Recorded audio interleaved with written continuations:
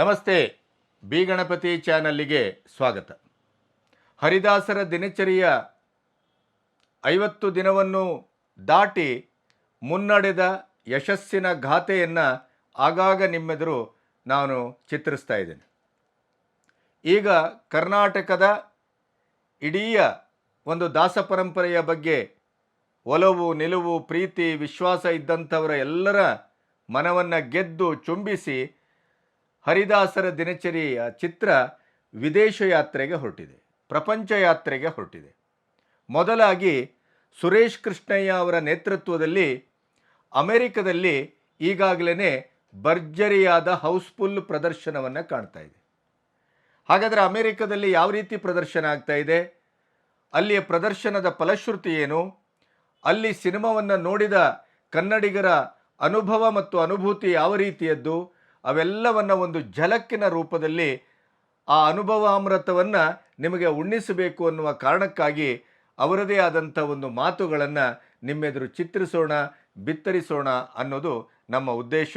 ಬನ್ನಿ, ವಿದೇಶ ಯಾತ್ರೆಯ ಹರಿದಾಸ ದಿನಚರಿಯ ಮೊದಲ ಹೆಜ್ಜೆಗಳನ್ನು ನಿಮ್ಮೆದುರು ಅಮೆರಿಕದಿಂದ ಸುರೇಶ್ ಕೃಷ್ಣಯ್ಯ ಅವರು ಕಳಿಸಿದಂಥ ಆ ಚಿತ್ರ ನೋಡಿದ ಅನುಭವ ಮತ್ತು ಅನುಭೂತಿಯ ವಿಶೇಷ ತುಣುಕುಗಳು ನಿಮಗಾಗಿ.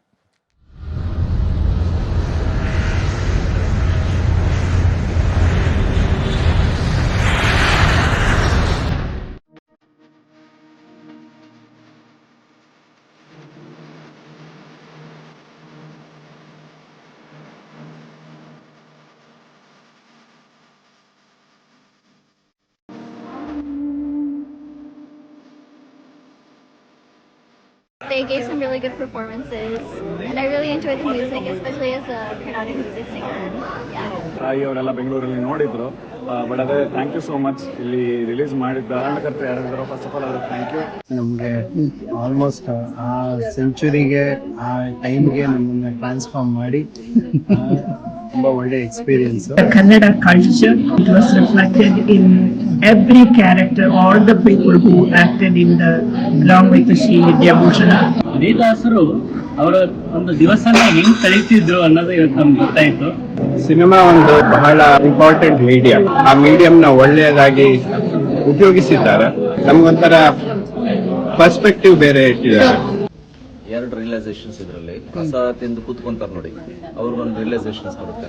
And the whole day when you are in Krishna conscious, even in the dream you will think about Krishna. ಹರಿದಾಸರ ದಿನಚರಿ, a day in the life of ಪುರಂದರದಾಸರು ಈ ತರ ನೋಡ್ಕೊಂಡು ಬರ್ತಾ ಇದೀವಿ. ಹೇಗನ್ಸುತ್ತೆ ಎಲ್ರಿಗೂ?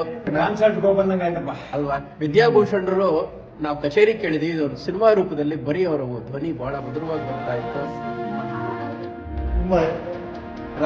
ಮ್ಯೂಸಿಕಲ್ ಮೂವಿ ಬಹಳ ಚೆನ್ನಾಗಿತ್ತು.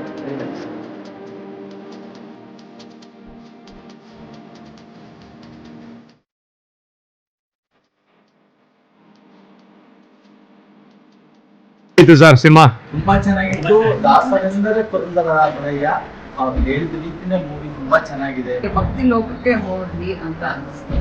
ಲೊಕೇಶನ್ ತುಂಬಾ ಚೆನ್ನಾಗಿತ್ತು. ಆ ಸಿನಿಮಾಟೋಗ್ರಫಿ, ಕಾಸ್ಟ್ಯೂಮ್ಸ್ ಎಲ್ಲ ಆ ಕಾಲಕ್ಕೆ ನಾವು ಹೋದಂಗೆ ಇತ್ತು. ತುಂಬಾ ಚೆನ್ನಾಗಿತ್ತು. ಎಷ್ಟೊಂದು ಹಾಡುಗಳು ಹೇಳಿದಂಗೆ ಕೇಳ್ದೇ ಇರೋ ಹಾಡೆಲ್ಲ ಇತ್ತು. ಹಾಡುಗಳು ಅದೇ ಕನಕದಾಸ ಬಗ್ಗೆ ಹೇಳಿದ್ರು. ತುಂಬಾ ಚೆನ್ನಾಗಿತ್ತು.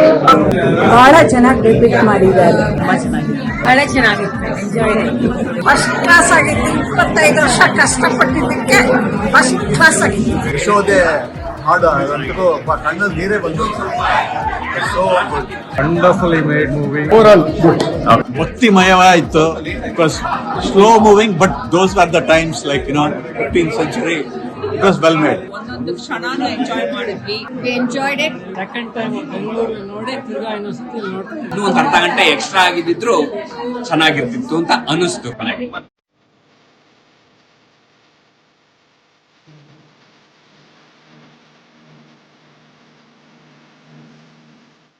ಕ್ಯಾಸ್ಟಿಂಗ್ ಚೆನ್ನಾಗಿ ಮಾಡಿದ್ದಾರೆ, ಕಷ್ಟಪಟ್ಟು ಮಾಡಿದ್ದಾರೆ, ಚೆನ್ನಾಗಿ ಮಾಡಿದ್ದಾರೆ. ಖುಷಿ ಆಯ್ತು ನೋಡಿ. ಮಾತ್ರ music was the best way. ಇದು ನಾನು ಸಿನಿಮಾ ಅಂತಾನೆ ತಿಳ್ಕೊಂಡಿದ್ದೆ. ಒಂದು ದಿನ ಅವ್ರ ಜೊತೆ ಇರೋ ಸೌಭಾಗ್ಯ.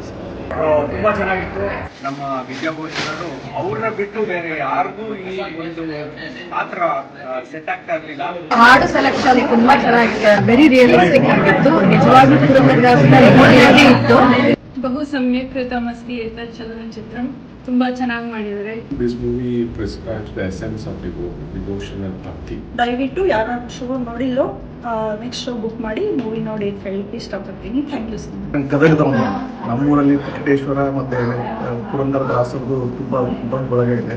ಅದೆಲ್ಲ ನನಗೆ ನೆನಪಿಗೆ ಬಂತು. ದಾಸರೆಂದರೆ ಪುರಂದರ ದಾಸರು. So nothing can beet that. Awesome. ತುಂಬಾ ಚೆನ್ನಾಗಿತ್ತು.